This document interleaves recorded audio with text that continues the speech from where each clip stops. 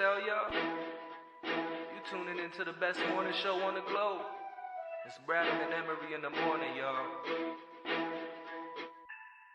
LeBron or Jordan, either one when I'm performing. Crossover, buzzer beater and I'm scoring. Bradham and Emery in the morning. Every play they on it. Every day I'm balling. Who's the coach? Who's the GOAT? Like Brady and Belichick, best show on the globe. And they embellish it. Y'all pen Ziffy, I'm Ken Griffey or maybe Mahomes. I stay in the zone, whether man to man or play in the zone. They can't stop me.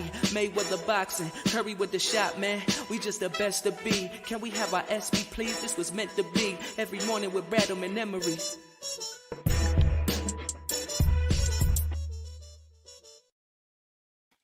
Yes, sir. You know the vibes. Bradham in the morning. Marques, Bradham, Justin, Emery. Yo. 5 in a row. 5 in a row. In dramatic fashion, the last two. Talking about those Phils. Ugly how we got here, though. Who are becoming fun again. And, I'm so happy after Sunday, which was definitely one of those wins that can concur momentum and wins that you need in a streak like this. But last night was even more dramatic than Sunday. First of all, you're facing a closer who hasn't given up a run in 11 months. Yeah.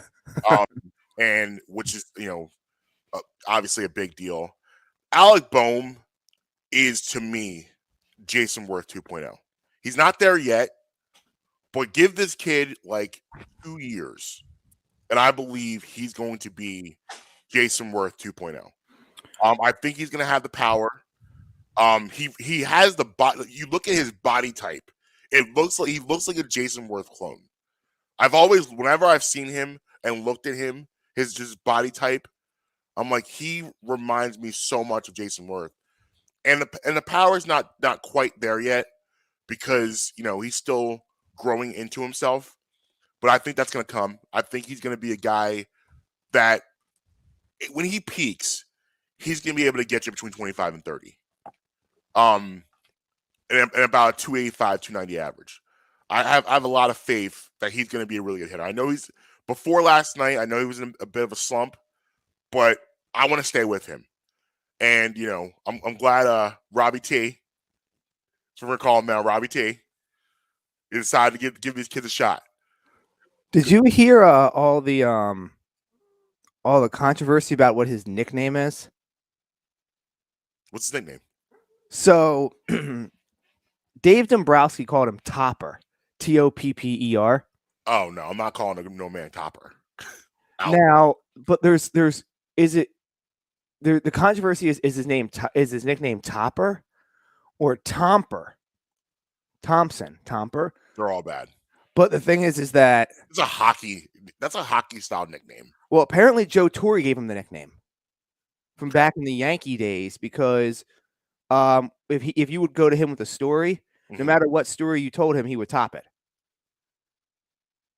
Okay. All right. I'm going Robbie T. I'm gonna call him Robbie T. Is there anything? Is it okay if I just call him Skip? You call him Skip. Yeah. I think I'm just gonna go with Skip. All right, that's fine. Well, listen, so Boehm gets up and absolutely gets a high fastball and absolutely sends it into orbit, crushes it center field. Then you get Matt Vierling, who just gets called back up again, turns on one. Because I think what happens if you got like Hader, you're Hader's a dominant closer, great stuff. Really hard to pick up his ball. Good motion. Does a lot of stuff to deceive the hitters. And you give up that to Boehm, it's a shell shock moment. Like what? It's been 11 months since this guy gave up a run. 11 months. That's insane. And you're just kind of like on autopilot, you're just doing what you do. And then that happens, and you're like, what? And then it's very easy to kind of get in your head. The Vierling pitch, I don't think was a bad pitch. It was just that's what baseball is. Baseball is a game of just you're due to give up those runs. Both those pitches weren't bad pitches. Alec Boehm got on top of a high fastball. That thing was like at his chest. And then he sent that out to center field, which was wild. And Vierling got a low inside, looked like a slider. It didn't slide all the way and turned on it. I don't think that was a fastball. But it's just those are things that happen that make baseball so much fun. Is that you can have a situation like that where it's you got the Brewers 10 games over 500, even though going into that last 10 they were like 4-6. Now they're 4-7, so they're slumping a little bit, but they're in first place in the Central, playing. 10 games or 9 games over 500. But you go in there, you're down 2-1. You haven't really mustered. You got some hits, but didn't really muster any runs. And all of a sudden, in the ninth inning, 2 solo shots. That's what makes baseball cool. This is what we're seeing in the past week is what we wanted and expected of the Phillies. Because you go back to Sunday, right? Go back to Sunday and Bryce Harper's grand slam and how loud that place was. You would have thought it was the National League Championship Series. How loud it was in there. When he's up, the anticipation of it and him hitting it, that place went off. It went off. And we're talking, early June. We are thirsty for the Phillies to be good again. We really are. We want it to happen. And hopefully it's the beginning of something. Now that's the positives. Couple negatives, okay? And this is me. This is a pet peeve of mine. Maybe it's yours too. I don't know. Maybe it's yours out there too. I don't know. We'll see. I cannot stand a closer that comes into a game and gives me a first pitch breaking ball. I hate that. Can I give you one up on that? Mm-hmm. Imagine if a closer comes in, gives you the first pitch breaking ball, and the guy also can't hit triple digits. That's an even bigger pet peeve. Like that's my thing. Closer, like 98 should be your minimum. Right. Am I crazy for thinking that? No, because I was going to go to this point. Like, Trevor Hoffman is an all-time closer. Not my type of closer. Trevor Hoffman was a finesse guy. I don't like that. I want my closer to come in and blow you. I want old school Eric Gagne. I want Rob Dibble. I want guys throwing gas. Because here's the thing. Here's my point. Here's my problem with that. You, as a hitter, going into the box in the bottom of the ninth inning, top of the ninth inning, whatever, closers in there, usually you're down. It's not you're tied. Usually let's just assume you're down. Yeah. You're down 1 run, 2 runs, 3 runs, whatever. You're trying to get on base. Mm-hmm. That's what you're trying to do. So it's very rare, if you watch the game of baseball, to see a guy in a bat swing at the first pitch. So you usually have an opportunity to get that fastball over, especially if you have dominant fast. I want you 97 on the black in that first pitch. Mm-hmm. That's what I want to see. Let them know immediately. That's what I want to see. Because then you try to get too cute, and what happens? You lose McCutchen, and you walk him, which is, you got out of it, but that's a huge no-no of walking that first guy, especially in a save situation. And when he threw that first, looked like a curveball, I guess. And when he threw that all-speed pitch, I was like, "Oh, what are you doing, bro? No." Because then you give so the hitter's down up 1-0, and you get a little confident being up 1-0. Give that fastball. If throw that fastball and the guy is sitting on it first pitch, he takes you out. God bless you. I can't be too mad at that. I don't want the nibbling. No nibbles. No. And you saw the last at bat to Pablo Reyes, I believe it was. Let me go back to my notes. I believe it was Pablo Reyes. Yes. You saw what he did then. Bases loaded now. Okay, you're in a dire situation. And what does he do? He says, all right, no more nonsense. 2 seams. And what do you get? Zoo, zoo, zoo. Good morning, good afternoon, good night. You blew him away. What? So why? So where was that energy earlier in the inning? This is a good team. Don't play around. Just get him out of here. Get him out of here. And I just feel as a closer, your job is to dominate and intimidate. Intimidate and dominate. Those are your jobs. And Corey Knebel has the stuff to do that. So just do it, bro. Just do it. After that, I don't listen. I'm gonna assume it was JT's call for that off speed pitch. But if you're Canadian, you gotta shake that off. Say, nah, we ain't no. Throw down the one. That's what I want to do. I mean, it goes back to what I've been saying for the better part of the last 2 months, is that this roster is fundamentally constructed wrong. Sir Anthony needs to be your closer, first off. And he's in a perfect mold. He's really an eighth inning guy. But on this team, he has to be your closer. Knebel can go away. He's not what you were hoping he was. He's not what he used to be. You need to get Sir Anthony in there to be the closer because, like you said, I can't be having first pitch breaking balls, and I can't have a closer that can't hit 98. You know what sucks, really? I like Sir Anthony as a closer option, but another guy is Alvarado, but his control is awful. The thing is because Alvarado is scary. He's terrifying, Alvarado, but his control is so bad that you there's can't. Only one guys. There's only one professional athlete that has worse accuracy than Lamar Jackson, and that's Alvarado pitching out of the bullpen. Yeah, I that was the one thing for me. Listen. Why? How has it been? It's been 4 years that this bullpen has sucked. How have you consistently?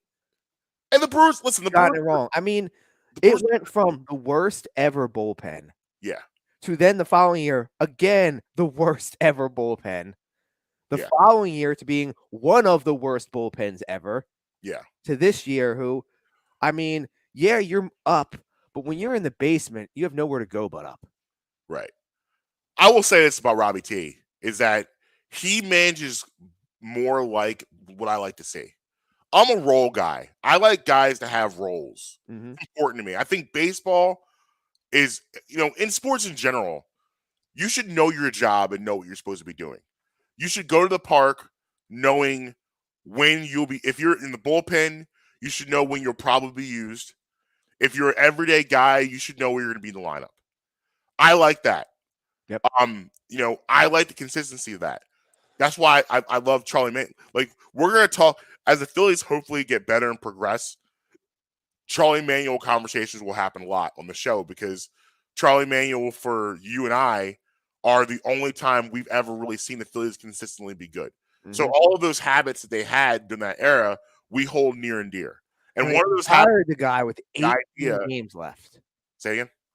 The way that they let Charlie go was not right. No, it wasn't. It wasn't right. They misvalued him. 18 games left. Yeah, he deserved World Series appearances, winning one of them. Yeah, and I just think of the infamous titles. Yeah, yeah, and I just think of the infamous picture of him walking out with the Wawa bag. Yep. Yeah. Yeah. So I love the fact that I knew the lineup. I knew it was going to be. I knew, it was going to be Rollins, Victorino, Utley, Howard, Worth, Burrow, so on and so forth. I knew. You could come up. It was very easy. Shortstop, Jimmy Rollins. Yep. Center fielder, Shane Victorino. Second base, Chase Utley. First base, Ryan Howard. 5, 6, some combination, like you said, of Burrow. Yeah. Seventh was usually your third baseman, Pedro Feliz. Yep. Feliz. And then when Burrow was gone, it was obviously Raul Ibanez. Right. And then it was usually Chooch in the 8th spot, followed by the pitcher. Baseball is a classic to me. Don't overthink it. And you know what's wild? Don't overthink it. if you look at the way that the World Series teams and like those really competitive Phillies teams, thank God we didn't have a DH then, Right. because they didn't have a ninth guy to Well, come in and be that guy. had Daubers in 08, but like that was an anomaly year.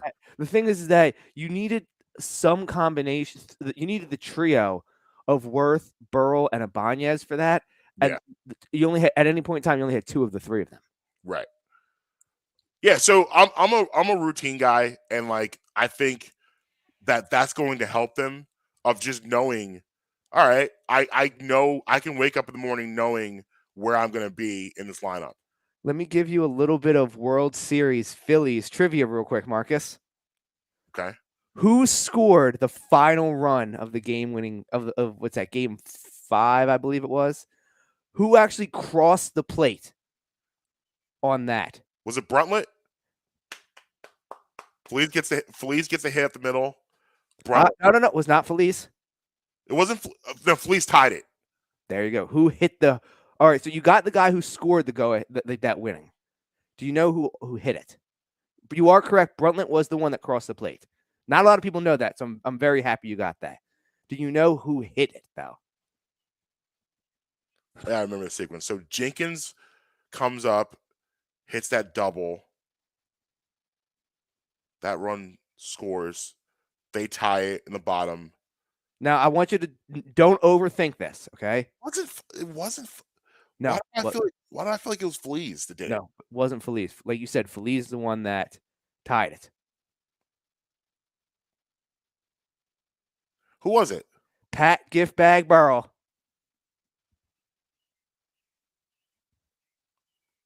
Was it Burrow? Burrell shot to left field. That was his last hit as a Philly. Yep. Yeah, okay. Because Jenkins starts it off. Yep. With Pat Burrell shot to left field. That vision is permanently ingrained in my brain. Yeah. But I'm very proud of you for that, Eric Bruntlett. Eric. Not a lot of people get that. Usually when you pose that, you get people saying, because I believe it was Rollins that crossed the plate as the tying run. You get people thinking that was the run that ended it. No. It was Eric Bruntlett that crossed the plate the final. So I'm so happy you got that. Yeah, so listen, 5 in a row now. Go out there and win this series. It's all about this point just being consistent. Mets are starting to Met. Did you see that? Yeah. Mm-hmm.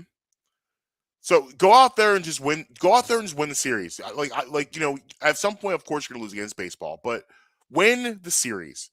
And then keep being consistent. We just can't go back to these losing 5 in a row, losing 7 out of 9. Be consistent, and hopefully this is the beginning of that. But listen, I got excited last night. I was bottom of the 9th inning. I mean, I'm top of the 9th inning. I was there. I was in. So let me see what happens here. Let's see what the Phillies do here. And we were rewarded. Fingers crossed. Keep the momentum going. I think we're gonna be okay. So listen, this just shows you that it was the manager. Yeah, I mean, listen, he just it seemed, and also too, you saw the energy in that dugout. They seem lighter. They seem happier. Now, obviously, winning is going to play into that, but it seemed like a lighter atmosphere. We'll see what happens when we lose 2 in a row if this continues. But listen, I don't know if Rob Thompson's the answer. I have no idea. But I'm glad, again, like I said on Monday, I'm glad they decided that that wasn't working, and we got to do something. And hopefully now you solve your season. They were going into last night. They were 4.5 out of the wild card. So you're hovering around there. You're getting close to the 500. This is good. This is very, very good. This is what you needed. But the thing is, you need to still win 18 of the next 23 games to keep people's attention. 18 of the next 23? Yeah. Like you need to not just get back to 500. You need to get a few games above 500. That would be significantly few games for 500. Well, the thing is, you have to go 12 and 13 and 9 to get back to 500. Yeah. So that's 13 of the next 22. Really, that's not good enough. You need to get 14, 15, 16, 17. If they can be 1 or 2 games above 500 at the All-Star break, I think that's good enough for me. When is the All-Star break? All-Star break. Like usually the second week of July or something. Yeah, it's usually the 19th. Okay. So if they can be, 2-3 games above 500 at that point, I think you're. Well, how about 500 July 1st? Would you take that? Yeah, yes, absolutely. That's your 13 and 9. Yeah, I'm in on that. Well, that's the good stuff. You know what's not good? This DeShaun Watson situation. Oh yeah, it's definitely not good. We are spiraling. So New York Times drops an article. You know when New York Times drops an article, it's real. Mm-hmm. You know when they get involved, it's serious. They're reporting that Watson met at least 66 women for massages over a 17-month period, far more than previously known. And if you're a listener to the show, this won't be a surprise to you. But if you're not, it may be that the Houston Texans has now been implicated in enabling Watson, including non-disclosures being signed, and locations being coordinated. Oh no, Marcus, I am shocked. So here's always been my problem with this. First of all, I'm going to say this. It looks like DeShaun Watson's a creep. And No. It looks like he's a creep at best. Yeah. At best. At best, a creep. At worst, he's a pervert. Serial predator. Yeah, serial predator, pervert. Here's always been my problem with this though. All of that being said is how bad this is and how much you feel for the women, all of that stuff. I always had the eyebrow raised because the timing of when this came out to me was always funny. Didn't come out till he wanted to trade. Exactly. He wanted to trade, and then all of a sudden this drops like within the week. So that told me right away, well, where'd you guys get this information from? Well, like I said many times in the show, the only difference between the NFL and the FBI are the letters. It's the same type of organization. If they want to conceal something and keep something hidden, they're gonna do it. These situations.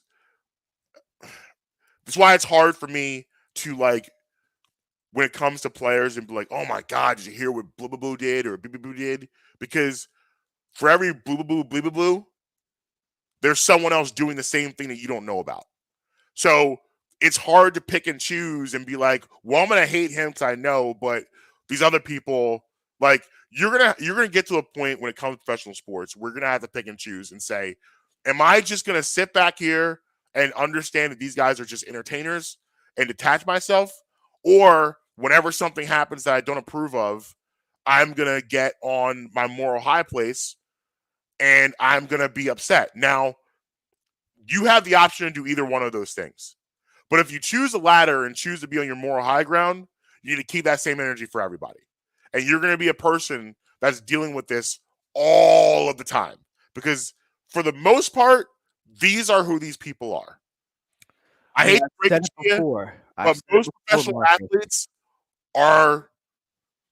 I'm not gonna say they're what he's doing, but they're not the greatest of people. I've said it before to you, both on air, and I have had extensive conversations with you about this off the air, and told you some stories. Yeah. Now, there's a lot of good guys in sports. There's a lot of good athletes. There's a lot of bad athletes, and people don't seem to think about that. Right. There's a lot of these athletes are not good people. Like I said, there are a lot that are.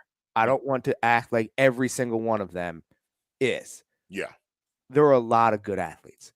But people should approach this more so assuming, and this is the way that I approach it, that the guy is not a good guy until proven otherwise. And listen, these organizations, they don't care. Like, the Cleveland Browns signed this guy to a 5-year, $230 million fully guaranteed contract with all this stuff hanging in the balance. Well, no, here's the thing. Andrew Brandt brought up some interesting points yesterday on his I don't know, his outlet. I'm not sure what I would classify as his show. He does like a live like interaction, like legal Q&A show and everything. Because Andrew Brandt, obviously, for those of you who don't know out there, he's the one who's responsible for drawing up Aaron Rodgers' contract. Mm-hmm. He used to be a contract guy for the Green Bay Packers for forever, and now he's actually a law professor at Villanova. So he when he talks about legal things in the NFL, he knows what he's talking about. Mm-hmm. He said that these 2 new lawsuits could void DeShaun's contract and void the trade because they are what's the term he used? He used breach? No. Not an NDA, but some kind of like disclosure, or like basically if DeShaun knew about these pending lawsuits mm-hmm. that could occur during his contract negotiation, he could have negotiated in bad faith, and it would void the morality clauses of his degree. Now, if these 2 lawsuits came up and he didn't know they were coming, that won't affect that. It's if he knew the potential of these and still pursued it, that could be. Now, it's also in Cleveland to pursue that. Yeah. If they want to. And I'm not sure that they would, but I don't foresee, like, how does he play this year? I'm kind of waiting for the other shoe to drop the NFL, but I want to read a quick excerpt from the article about the Texas involvements. The Times review also showed that Watson's conduct was enabled knowingly or not by the team he played for at the time, the Houston Texans, which provided the venue Watson used for some of the appointments. A team representative also furnished him with a non-disclosure agreement after a woman who is now suing him threatened online to expose his behavior. And also, as I stated when we first started talking about this, the number of women has doubled. You're talking, he had 66 women for massages over a 17-month period. It's a lot of massages. It's a lot of different women. Like the massages isn't the problem. It's the fact you had 66 different women. On average, that goes right there. Like, why do you need? Because generally with these guys, you probably have the same maybe 2 or 3. Well, so the way that most teams do it is that they don't actually have their own massage therapists on staff. Like for example, the Eagles don't have a Eagles staffed massage therapist. They may have an agreement with, I don't know that this is for, I'm just making this coming up. They may have an agreement with Massage Envy. Okay. Yeah. Mm-hmm. Where Massage Envy will supply to the team a dozen massage therapists a day for X amount of rate so that they don't have to go out, hire their own. They'll just get a contract with a massage therapist, a massage company. That's how the majority of the teams do it. Yeah. As far as now, trainers, doctors, they're on payroll staff, but usually the massage therapists, the specialists and all that, they just contract them from an outside source. So you have to assume that the team already has approximately a dozen in-house massage therapists. Mm-hmm. And from what I understand, you said there's 66 of them, women, you said? Yeah. So as far as I have been informed, none of them were on the team's payroll. Which means that in addition to you having a dozen massage therapists readily available at you, probably within reason of 24 hours a day, if the team is organizing it, you still felt the need that across the span of 68 weeks to go get 66 different massage therapists when there's a dozen for you readily available free of charge. And 40 was bad enough because Watson admitted and said that he hired 40 different therapists across his 5 seasons in Houston. But the Times is saying 66 different women in a 17-month period from fall 2019 through spring 2021. Yeah, a lot of them are the pandemic years. That math don't add up, bruh. No. It really doesn't. And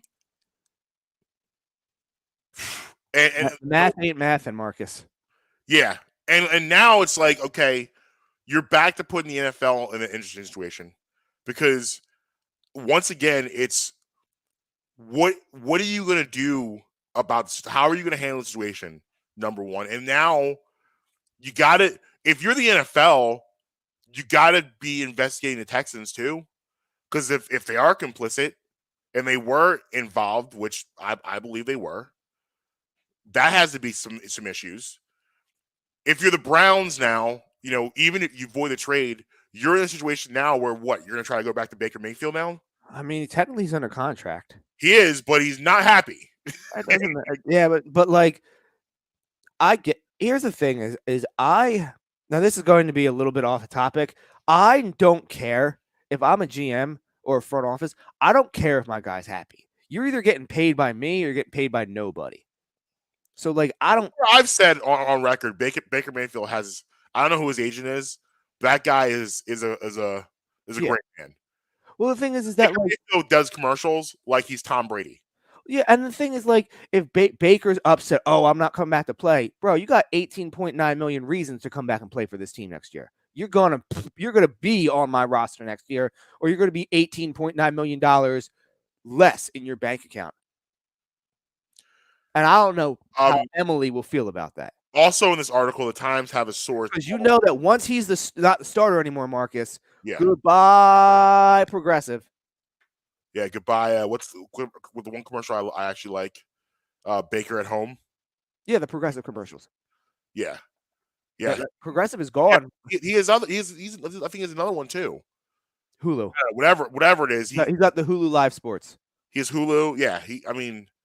But like, backup quarterbacks don't get that. No. Journeyman quarterbacks don't get that. They don't. So, Times actually have a source. A woman who did not come forward to the police and didn't complain. Is this number 24? Talking to the Times. Oh. And she's allegations of, again, sexual acts during massages, including begging her to put her mouth on his penis. And she says, she's quoted by saying, I specifically had to say, no, I can't do that. And that's when I went asking him, what is it like being famous? What's going on? And she's trying to just make small talk to get out of that situation. And she wow. So she also says to him, you're about to mess up everything. No, she's not lying. Smart woman. And I just, like, for me, I don't understand these guys and their ability to get themselves in situations like this when the world is your oyster. Yeah, like, you're DeShaun Watson, you're 24 years old at the time, whatever, 24, 25. Yeah. You're a multi-millionaire. You're in James Harden's city of Houston. You could go out there and find plenty of women that want to engage with you in whatever you want. And you choose to find yourself in situations like this. And, it points to that power dynamic I always talk about, where a lot of these guys are just, and this is dangerous, like, guys like Aaron Hernandez, who, if you watch his documentary on Netflix, was enabled for years. Yeah. By the University of Florida. I've seen. He was down there causing. He's had a couple documentaries done about him. Yeah, he was down there causing all sorts of problems, and because he was Urban Meyer didn't care. Yeah, they turned their back on it. Well, I mean, Urban Meyer has a history of that. Now, if you go back and look at at what the stops that he's had. Yeah. What a. But that's not the human being. That's not the exception. That's the rule. Yeah. No. A lot of these people to do whatever they want because they possess a certain skill set that you can use. And then when they're no longer useful to you, that's when you want to do the right thing. And that's the problem here is Houston. Let's be honest. So you're telling me that if DeShaun Watson was happy in Houston and he wanted to be there, we wouldn't know about that. About this, will we hear about this story? I don't believe we would. I don't believe we would have. I mean, I would like to say yes, but we both know the answer to that. Because Houston's the one that report they put They leaked it. They leaked it. The story. They leaked it. And Bill O'Brien. So and then the floodgates open up and these girls start to come forward. They feel more confident about coming forward, which is sad that in this world they feel like they can't. But and listen, we've been down this road before with guys like R. Kelly, where you watch what happened with him. You can't do things like this without help. You just can't. You got to have help to be this level of a creep. You got to have help. And you watch the Survivor and R. Kelly documentary. You see all the people that was enabling him to do the things that he was doing. You had his security admit to the fact that they signed documentation for him and Aaliyah to get married. That she was 18 when she wasn't. People saw him with her when she was 15. People saw things in those studios. But R. Kelly can make hits at the time. R. Kelly, this is Step in the Name of Love R. Kelly. This is Ignition R. Kelly. This is I Believe I Can Fly. This is R. Kelly writing songs for Michael Jackson. You Were Not Alone. So we're not going to touch him because he's making us money. But the minute he stops, that's when we're going to go report all this stuff. Now all the stuff comes out like that. Yeah, there were whispers back in those eras too. But it definitely should have been more than whispers. And this is what you have here. It's the same thing. It's hypocritical. It's hypocritical of Texas now because you have no reform to be like, all right, we're going to now out you. Now we're going to do the right thing. But this is sports. And this is an uncomfortable part of sports. Yeah, there's no way this dude plays. I mean, ever again? No. He'll play next year. No, he won't play this year. He'll play next year. I mean, just go back and look at the precedents. Let's see. You have Ben Roethlisberger, who was only, I think, 1 or 2 women accused him. I think it was 2. They got the 2, yeah. 6 games reduced to 4 games. You have Ray Rice, who was 2 games. Was it 4 and then bumped down to 2, or did it just come out as 2? I think it may just come out as 2. Yeah, I think it came out as 2, and they and this is not right either. Is remember they suspended him before the video came out. Yes, that's when people saw that video. They were like, "Are you okay?" Yeah. Then indefinite suspension after that. You have Greg Hardy. No, yeah, was that his name? Greg Hardy. Yeah, you're right. Yep. Greg Hardy. Well, it was only 1 woman, but it was multiple incidences with the same woman. Year long. You had never came back. That's when he did the MMA stuff. Because he was basically blackballed after that. Yeah. You have Zeke, who same thing, multiple incidences with the same woman. 4 games, I think he had. 6 games, I think, and then he got maybe appealed down to 4 games, I think. I think that's what it was. But, I mean, you have 24 now. Like, there's no way that he can step on the field this year. Just based off of the PR that the PR pushback that they're going to get from having him on the field. Like, you got to take him off the field at a minimum.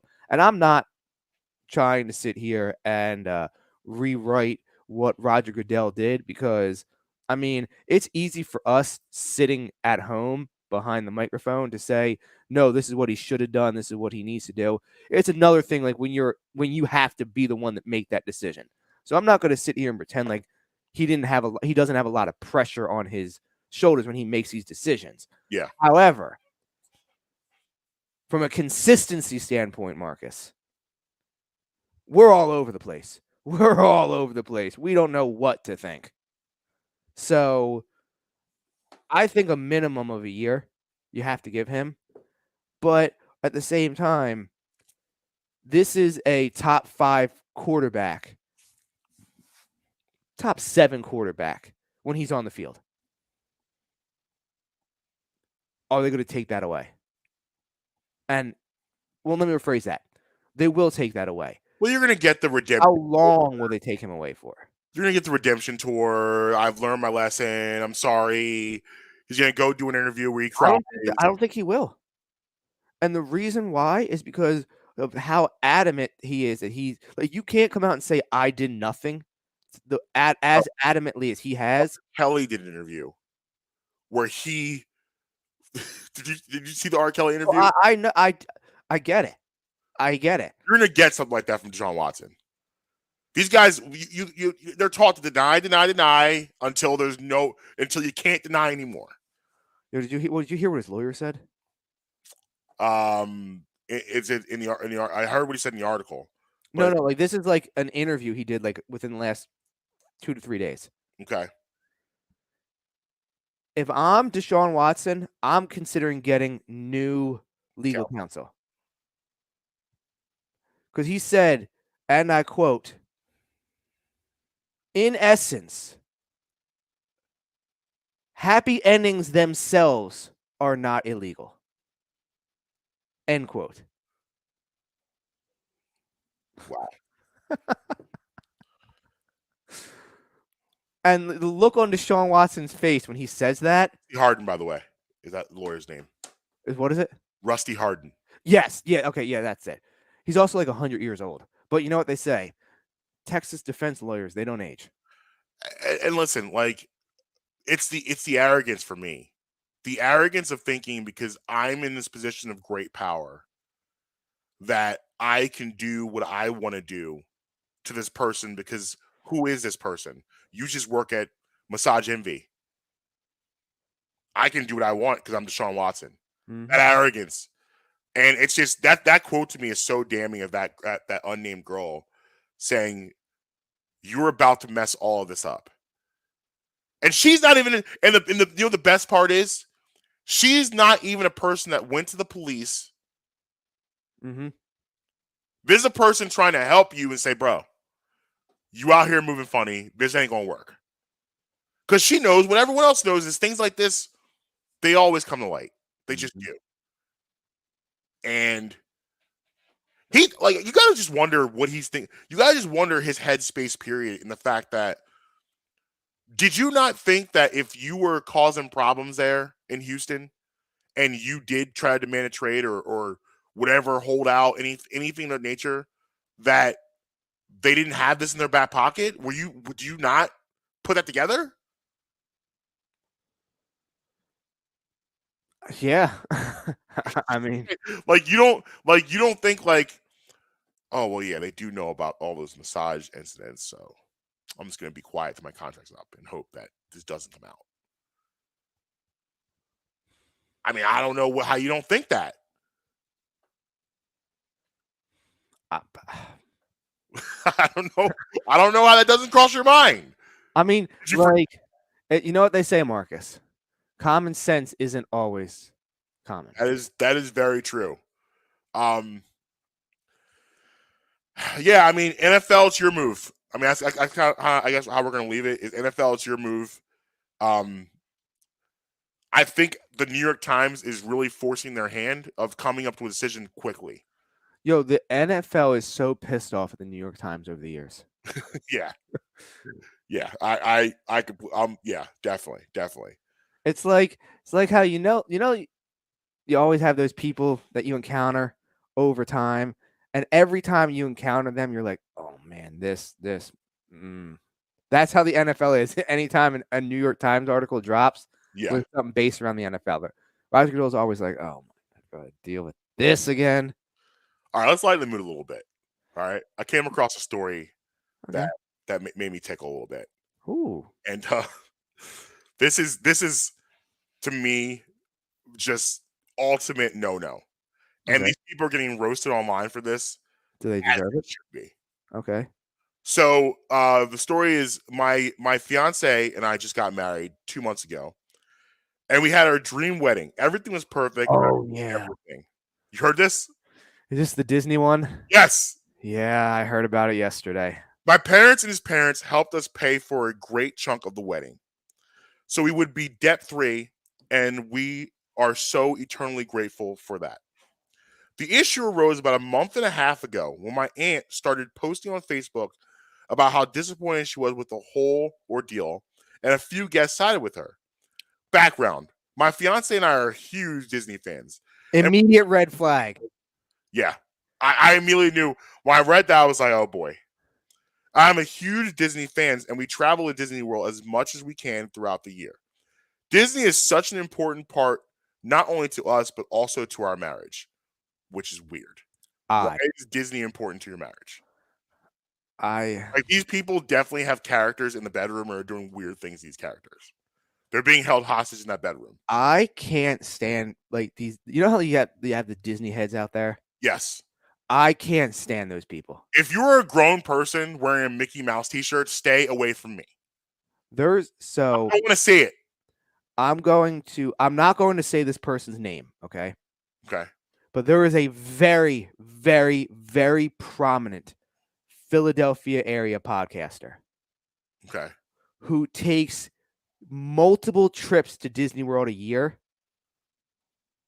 with Mickey Mouse ears on. It's cute. This man is in his 40s. Disney. Here's the deal with Disney. It's an amusement park. Adults can have fun there. They have things for adults. There's nothing wrong with going there. But I look at it like going to Six Flags or going to Dorney. Yeah, you can stay there and it's a resort and blah, blah, all that stuff. But it's the same principle. Like, I'm not like, I don't even know. Is there a mascot for Dorney Park?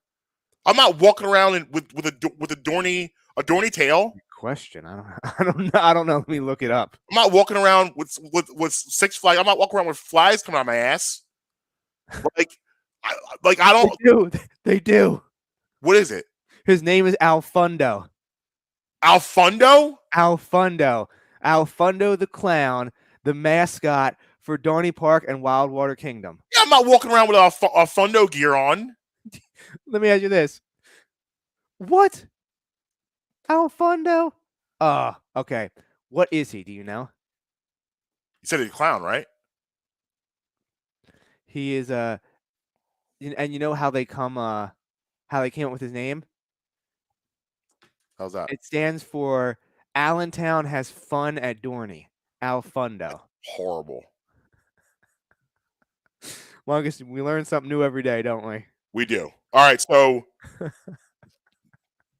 the issue with our decision to not offer catering services or bar services at our wedding, due to routing the money towards having a wedding, Minnie and Mickey make appearances at our special day. No. The cost to have both I agree. No.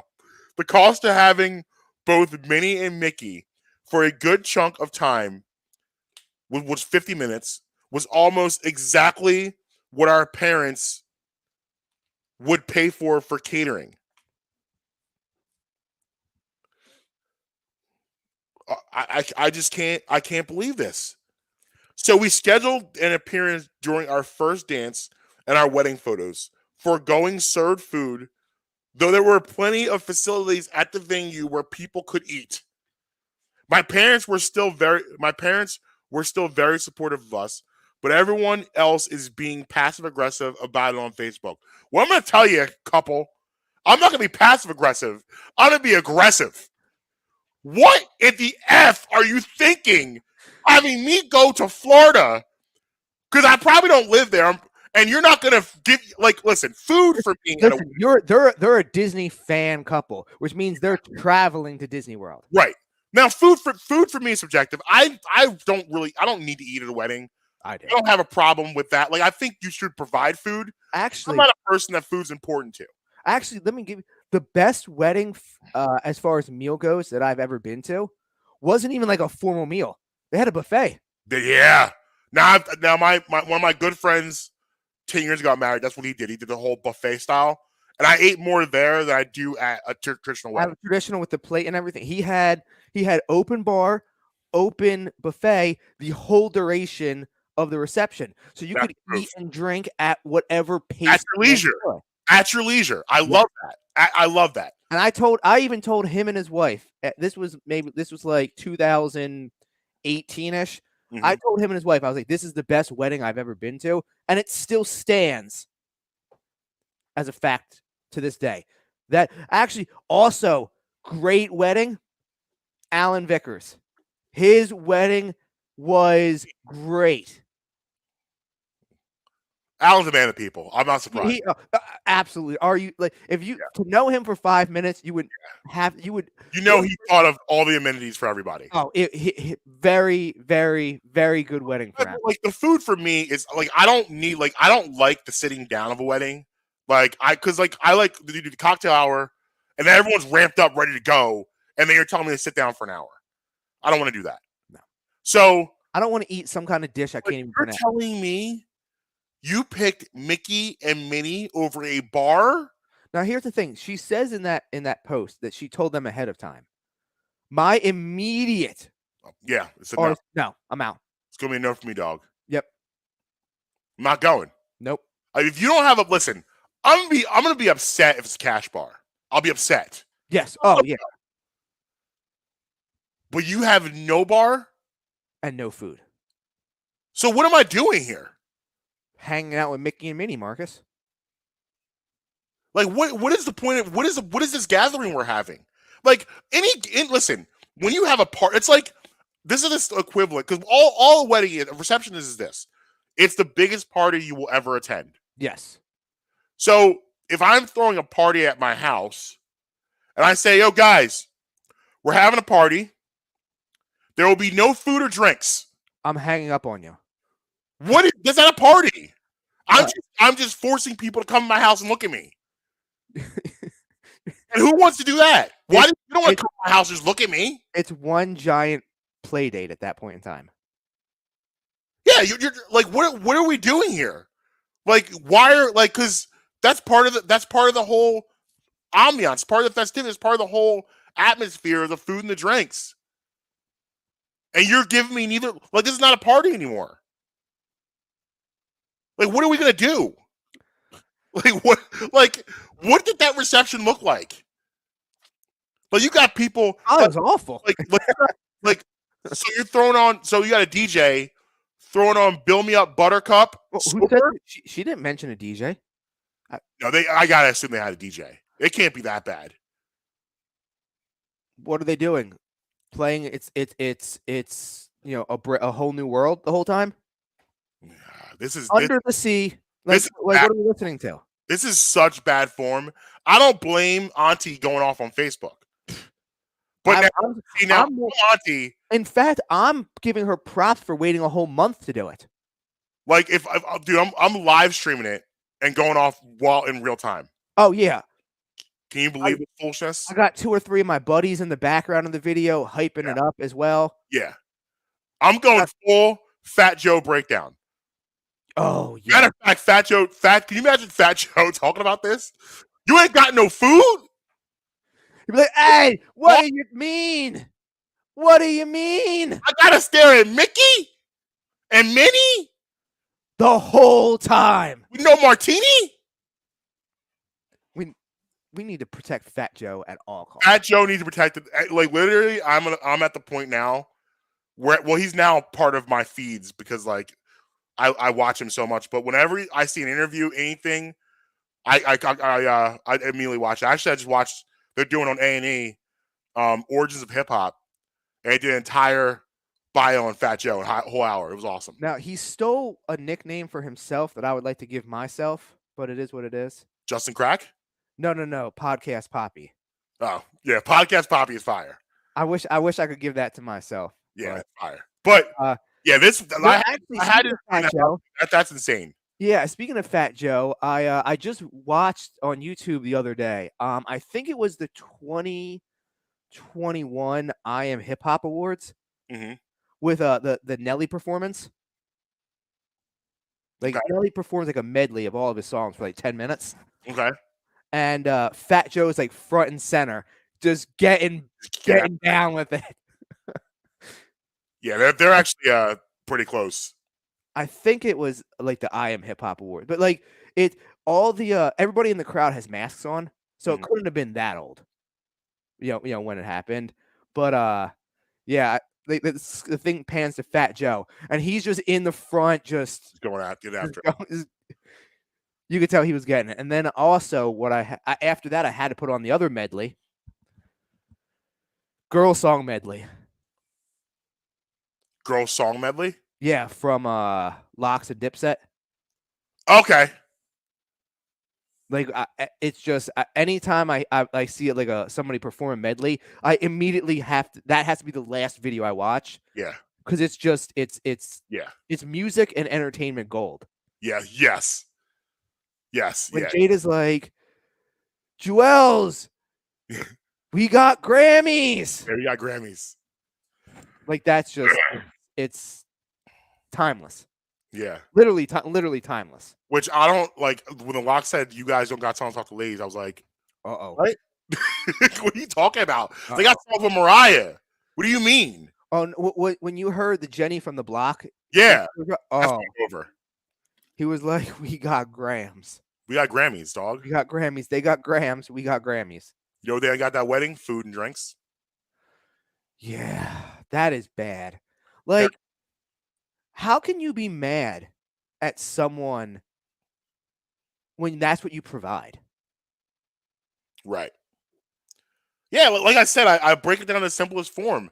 At a party, I mean, not everybody can throw a Marcus and Amber party. Okay, like I fully understand that. Like you guys, it is. I've said it before on the show. I've been to multiple parties you guys have had. Few parties are orchestrated in such a way.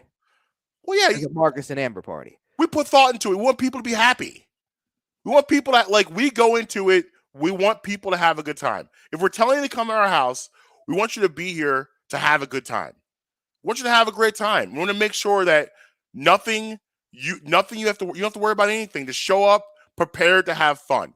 I fell through your railing and I still had an awesome time. Inside or outside.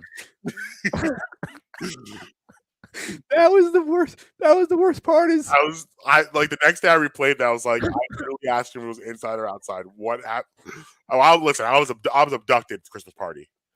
that was great. Yeah. Are you still doing the Hawaiian shirt party this year?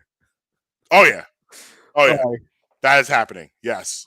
I can't wait for that. I want to figure out how to get a hold of a pig.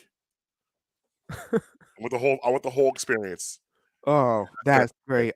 You're not gonna have Mickey or Minnie there, right? No, there will be no Mickey or Minnie, no Disney references of any time out. So That was funny. before we got here, so Monday it breaks that Quinn Snyder decided to step down Yeah. with Utah Jazz. Now this is causing a ripple effect. There was whispers even before Quinn Snyder decided to step down that Gobert and Mitchell were not happy playing with each other. Well, that goes back to all the way to when Gobert gave him COVID. There was rumors that was a major. I mean, don't get me wrong. It was. No, it was. Well, no, Donovan Mitchell has come out and said, like, yeah, like it was a little overblown. Yeah. But I mean, don't get me wrong. We're happy. If somebody's giving me COVID. Yeah. Yeah. Well, what happened? So Gobert has COVID and he's making a mock. He doesn't know he has the time to make a mock of it and literally touches all the microphones. Mm-hmm. I mean, Rudy Gobert shut down the NBA. Yeah. Yeah. Let's just call it like Rudy Gobert shut down the NBA for 9 months. Yep. So now you have a potentially disgruntled Donovan Mitchell. He's not sure of the direction of the franchise at this point. And Utah, we talked about Utah a little bit before all this stuff happened, as a team that's kind of in a purgatory right now. They're in they're exactly where you don't want to be when it comes to the NBA, where you're kind of in no man's land of, yeah, you're going to make the playoffs, but do you actually have a chance to win a championship? No, you don't. No. So here's a trade I came across that I find interesting. Ready for this? All right. I'm all ears for you. Tobias Harris, Matisse Thybulle, Tyrese Maxey, a 24-25 first for Spider. So What do you think? Thybulle Harris. Maxey. Well, no, it was Thybulle Harris. I'm okay with both of those. You said what was the draft picks again? 24 and 25. 24 first, 25 first. The 2024, 2025 firsts. Mm-hmm. I'm okay with giving. I don't mind trading picks in the NBA. Like I value draft picks in the NBA much less than I do in the other sports. Agreed. Especially, for like there's no difference in my opinion from the 23rd pick and the 15th pick in the NBA. NFL is a big difference. Yeah. NBA, honestly, once you get past 8 to 10, it's the Sixers have been fortunate to find serviceable guys late round. Yes. First round, but like that's not the norm. Thybulle at 24, I believe he was. I believe Maxey was 21. Mm-hmm. Korkmaz, I believe. Say what you want about him, but he still played. He still plays in the NBA. Yeah, he's a second round pick. Right. So, it's not one. Yeah, it's not great, but he still plays. Yeah, in the NBA, and he's a second round pick.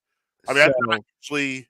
I mean, Draymond Green, noted second round pick. Yes.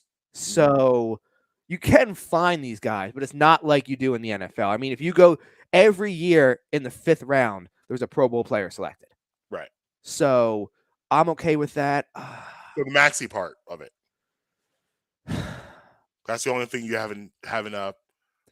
I'm probably doing it because it's Spider. So I'm probably going to do it. I'm having a very hard, like, you brought me to the finish line. Mm-hmm. Okay. Maxey, I would do it, but I would be very reluctant. I would reluctantly do it. If you take Maxey out, I can't pull the trigger fast. I will make that trade happen so fast, I will break my hand saying yes. For me, I'm 1,000% in. I don't, because here's what I'm looking at is this. I guess you got to say, do you think Maxey will become Spider? But I do. But like that would be, I think that's what the biggest problem is. But that's the problem for me is that I can't have both of them. So give me the guy that's ready now. So I think Maxey has the potential to be that good, but not now. I don't think he's kind of like asking him to come back. So here's the deal. If you're going to keep Maxey and you still want to win now, Maxey has to be an all-star next year. Yes. Are you confident that Tyrese Maxey will be an all-star next year? Like No. You're willing to bet the farm on it. Neither am I. No. I don't think he's there yet. I think you're going to get something similar to this year, which is good, but it's not what we need to get to that next level. And Donovan Mitchell, Donovan Mitchell is a killer. He's an assassin. He's a guy that I know will be willing to take those shots at the end of games. I don't have to ask those questions. That's from a fit-wise, a puzzle piece fit-wise, that's checkmate. Yes. Because you pair him, look what he was able to do with Rudy Gobert and offensively inept center. So you put him now, you have two guys now with him and Hart that are nightmares in ball screen action with Embiid. Yeah. It's one of those situations we'll figure out. We'll figure out everything else. We got those three. We'll make it work. We'll figure it out. So for me, it's an 1,000% yes. And also too, I look at Utah as no man's land. Oh, it definitely no man's land. You can't hurt me in Utah. No, can't. You can't hurt me out there. It's almost like they don't exist.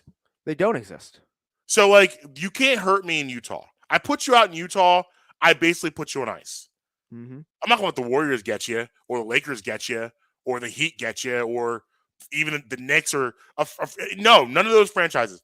But to Utah, okay, fine. Go to Utah. I'm okay with that. I think it makes a lot of sense. I think Mitchell fits here perfect. I'm out on Thibault now.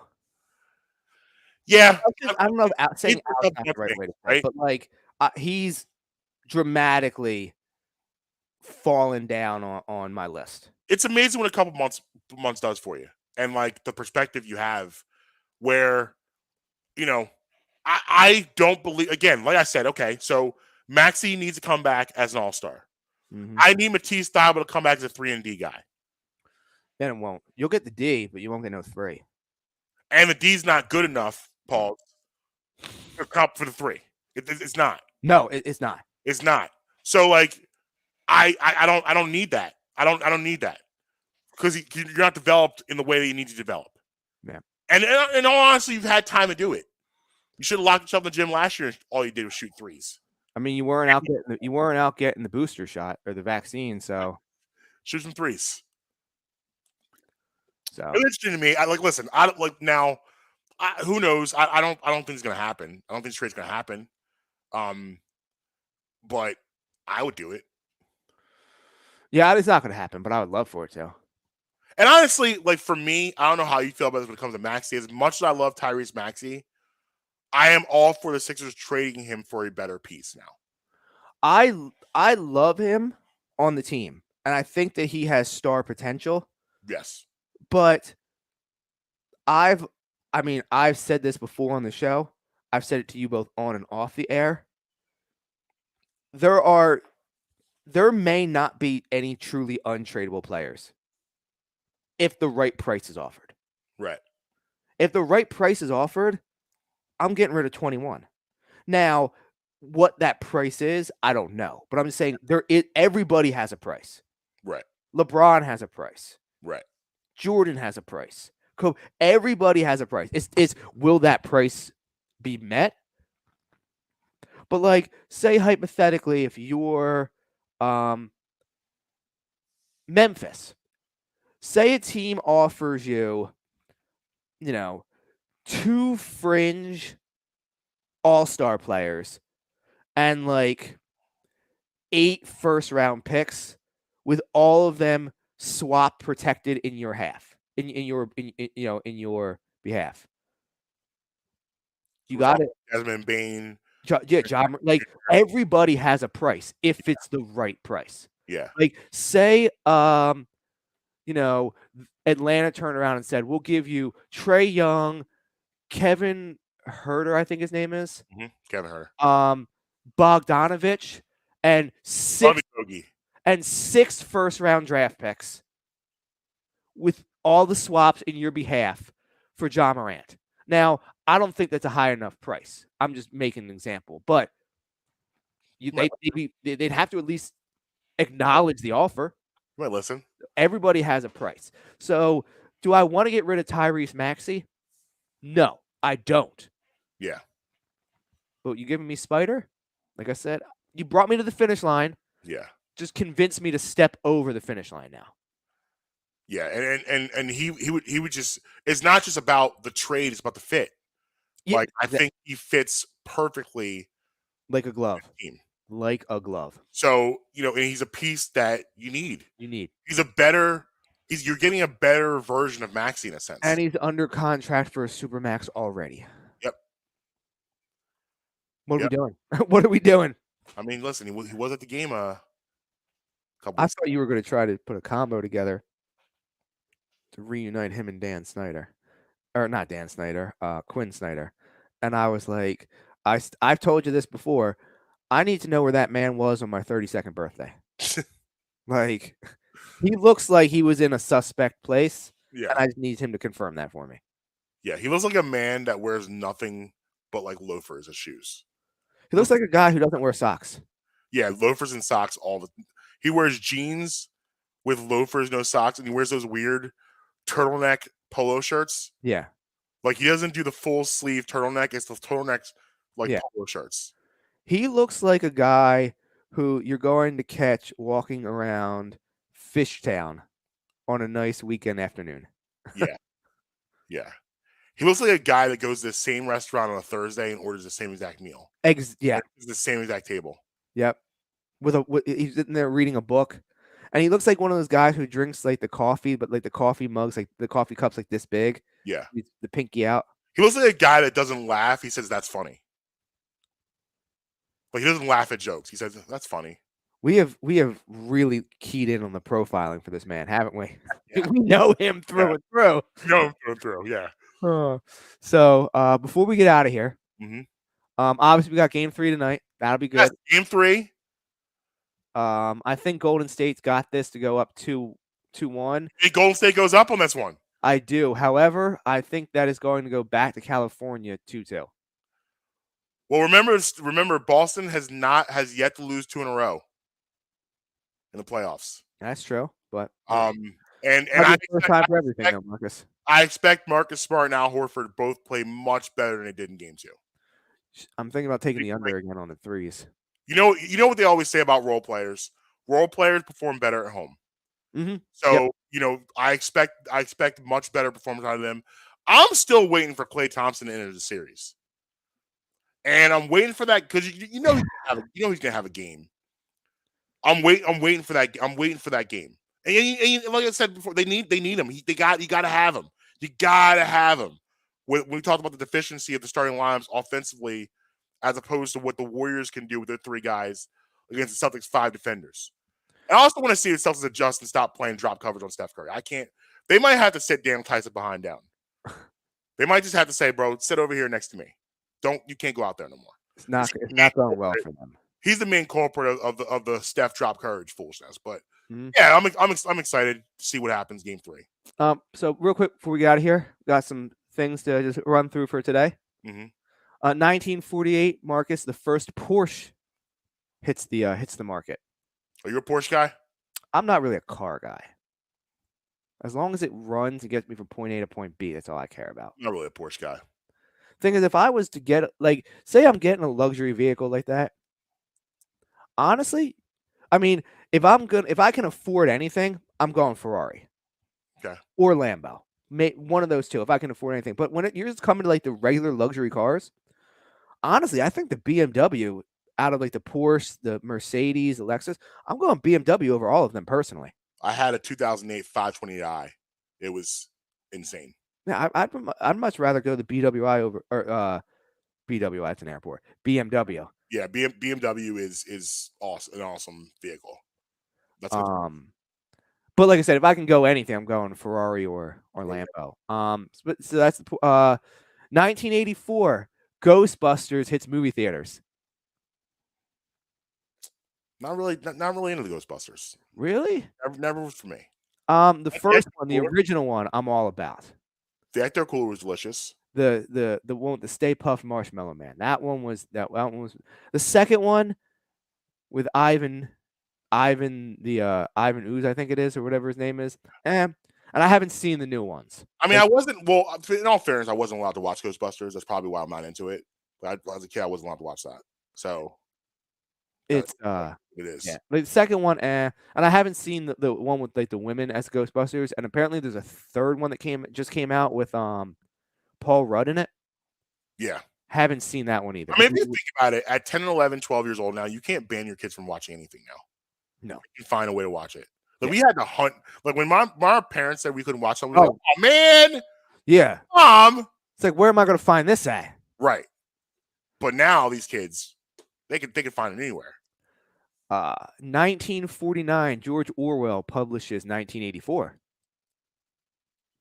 One of my favorite books of all time. One of the most mind-blowing books you'll ever read. One of the most terrifying books you'll ever read. This is a fact.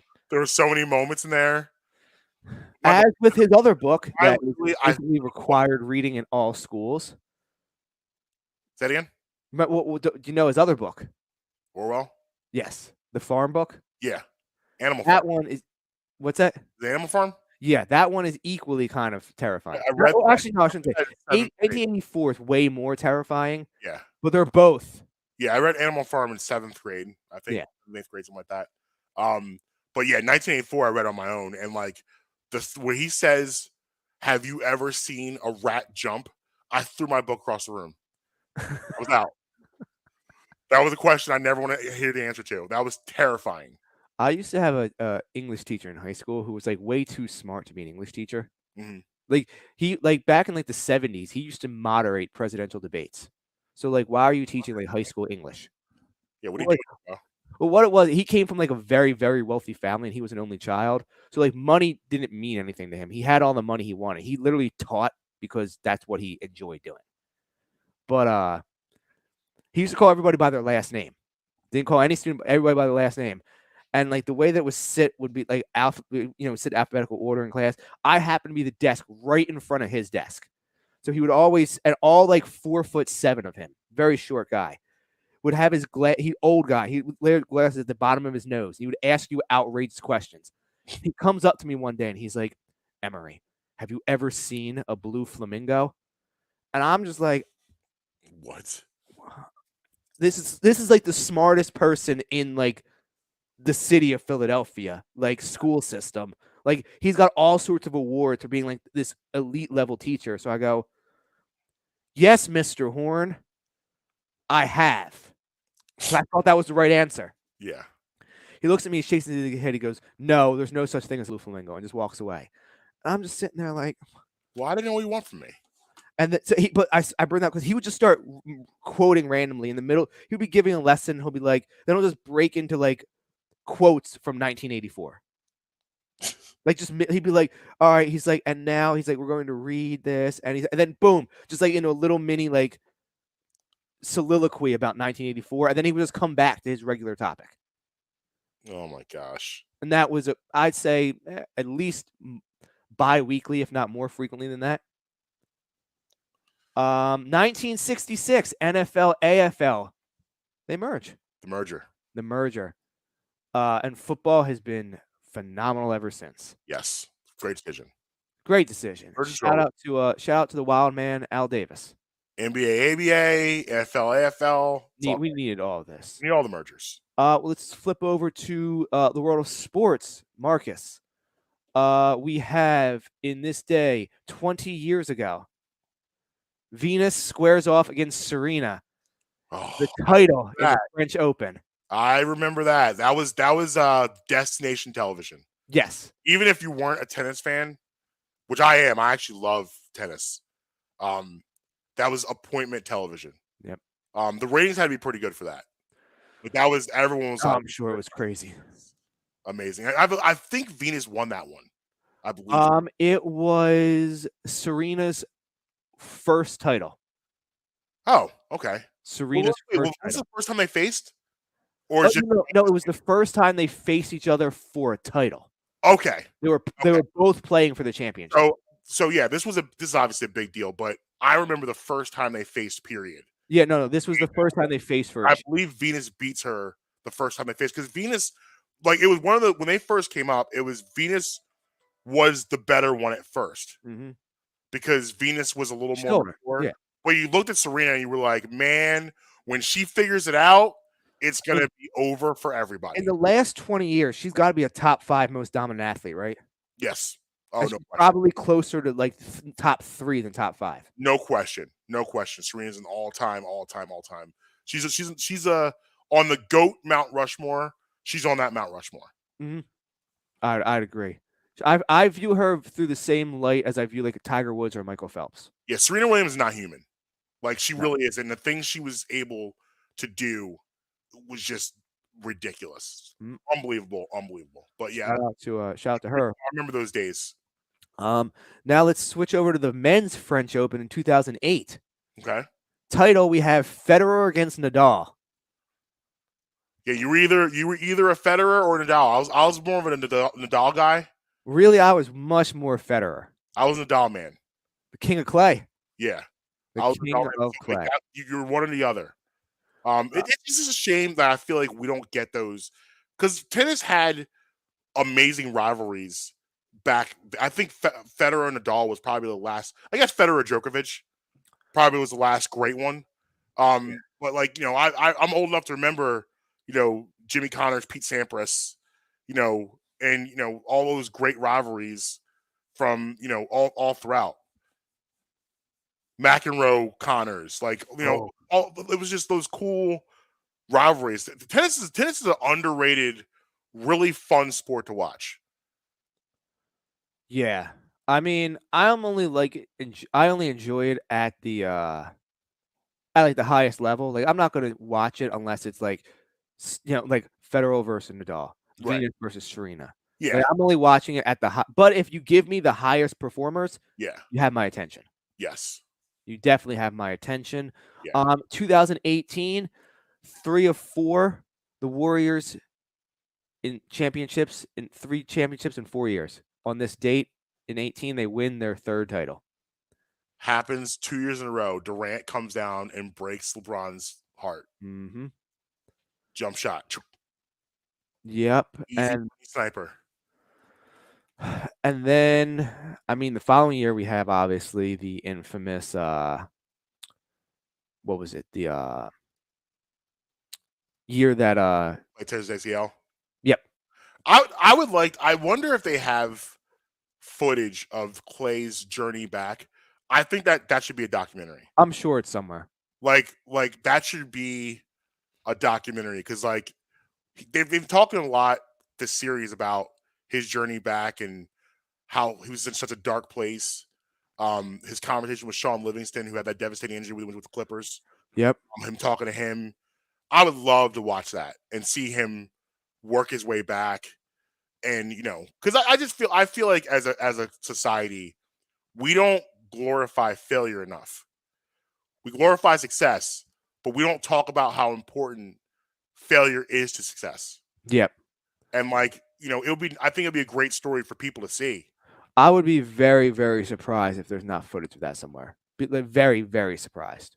Yeah, someone needs to be talking to Clay about that. That needs to be a documentary. Yeah. And then last thing is we just got some celebrity birthdays today. Mm-hmm. We have Joan Rivers. Obviously, she's passed away now, but today's her birthday. Former First Lady Barbara Bush, also today was her birthday. Okay. We have Jerry Stiller, again, another person passed away, also his birthday today. And then I specifically saved this one for last because it's one of Marcus's goats. One of your idols is his birthday today. You want to guess who it is? It's Kanye's birthday. Oh, it's Ye's birthday today? Yep. 45 years old today. Ye turns 45. Mm-hmm. So I know he's one of your guys, that's why I specifically saved him for last. Good for Ye. Happy birthday, Ye. Yep. What do you think he's doing? Something wild? Something weird. No, you see what I told you about? I sent you the thing about him and Kenny McBride. Yeah, I Danny McBride. Danny McBride. Danny McBride. Yeah, I had that's from a couple years ago that came out. Very odd, but that's fine, yeah. No, Marcus, go outside of your race, okay? Pick an actor that you would want to play you in a movie. I can't do that. That doesn't. No, I'm not going to do that. That reminds me of, I think it was Cat Williams who said, why did they make Tom Cruise like the Last Samurai? Yeah. I think it was Cat Williams that said that. Yeah, and what about Danny McBride makes you think? I love Danny McBride. Oh yeah. What about him makes you think that he's the person to play you in a? What is that? Kanye is a different type of man. I don't know. That's hilarious though. Things that make him weird make him great. Yeah, that is hilarious. So, I guess it would be frowned upon then for me to say that I really, really, really want Denzel Washington to play me. Yes, that would be frowned upon. Like you said, it's the things that make Kanye great, make him wild. Yeah, exactly. All right, we got nothing else. No, man, I'm ready for this game tonight. Excited for game 3. I think it's at 8:30 tip-off, 9 o'clock tip-off, which means I'll be watching the second half through the inside of my eyelid. Aaron Nola on the hill tonight for the Phillies. So, I'm also going to pose this question to you, Marcus. Now, at first, and you don't have to answer now. Save your answer for Friday. Okay. And don't forget, on Friday, we'll have top 5 nicknames. sports nicknames. I was posed a very interesting question the other day by someone who usually doesn't have great sports opinions. Okay. But they hit me up on Twitter, and I usually disregard 99% of the things they said. But we talked earlier about the closer issues with the Phillies, and he posed a very interesting solution to it. Okay. And that solution is Aaron Nola. What? At first, think about it. You think it's a wild, but I want you to kick that idea around over the next 24 hours. Okay. And think about what you want in a closer and what you get. Now, obviously, I said that the Aaron, I want my closer to throw 100 miles an hour. You're not going to get that, but think about everything else you want in a closer and what Aaron Nola will get you. It's not as crazy. Now, I don't know if I'm going to do it, but it's not as crazy as first thought about. And I want you to kick that idea around, come back on Friday and give me your thoughts. All right. Sounds good. At Marques tweeting everywhere. At Justin Emery Show on social media. Brad Rainey Pod everywhere. BradMorshow.com for the merch. Please like and subscribe us on YouTube. Channel is growing more and more every day. Let's keep that up. Also, check out our friends at Vans Jewelers, 332 York Road. Until next time, you can be with us, you can be against us, but never going to stop us. Late.